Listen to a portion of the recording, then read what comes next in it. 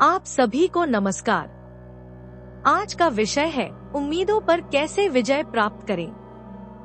तो चलिए शुरू करते हैं। उम्मीदों से निपटने के लिए समय की जरूरत होती है ताकि हम हालात को समझ सकें और फिर आगे बढ़ सकें। अपनी उम्मीदों को थोड़ा कम करने से निराशा का खतरा कम हो जाता है। अवास्तविक उम्मीदों से बचने के लिए अपनी कल्पना को कंट्रोल में रखना और वास्तविकता से जुड़े रहना जरूरी है।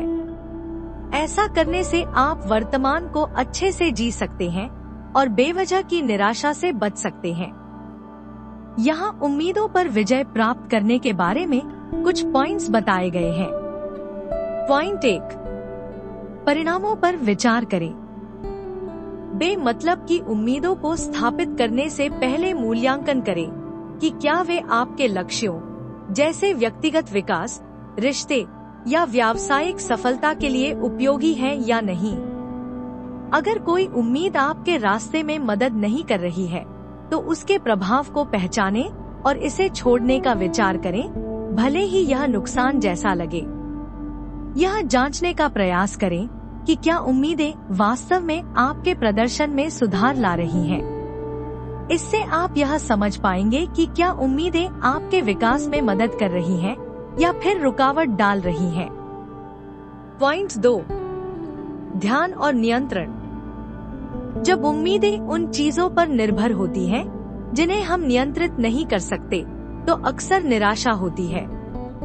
इससे बचने के लिए यह महत्वपूर्ण है कि आप अपनी उम्मीदें उन चीजों पर रखें जिन्हें आप नियंत्रित कर सकते हैं, चाहे दूसरों की योजनाएं कुछ भी हों।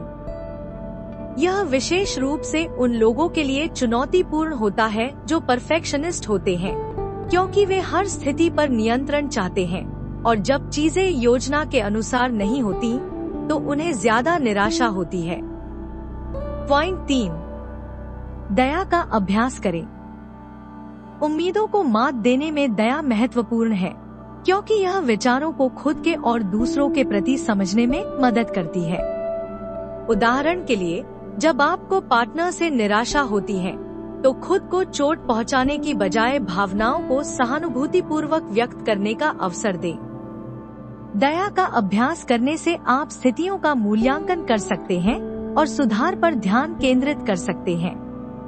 मेडिटेशन से दया का विकास किया जा सकता है और इस पर नियमित रूप से विचार करके आप अपने दृष्टिकोण में बदलाव कर सकते हैं और एक स्वस्थ मानसिकता बनाए रख सकते हैं।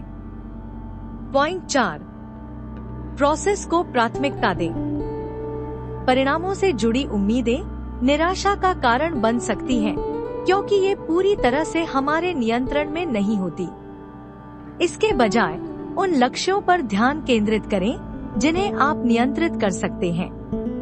उदाहरण के लिए, एक क्रिकेट प्लेयर अपने शॉट पर ध्यान केंद्रित कर सकता है, बजाय इसके कि वे स्कोर के बारे में चिंता करें। जो आपके नियंत्रण में होता है और जब इनका लगातार अभ्यास किया जाता है तो सफलता की संभावना बढ़ जाती है। प्रोसेस को परिणामों से ज्यादा प्राथमिकता देकर आप बेहतर ध्यान केंद्रित कर सकते हैं।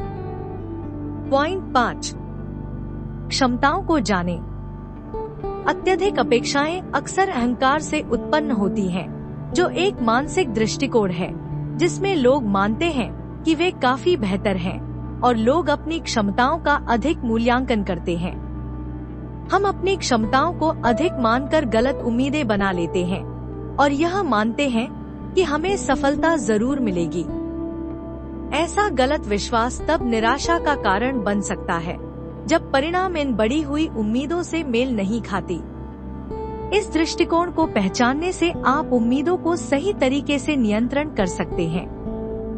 इस वीडियो को देखने के लिए धन्यवाद। लेटेस्ट अपडेट के लिए सब्सक्राइब करें।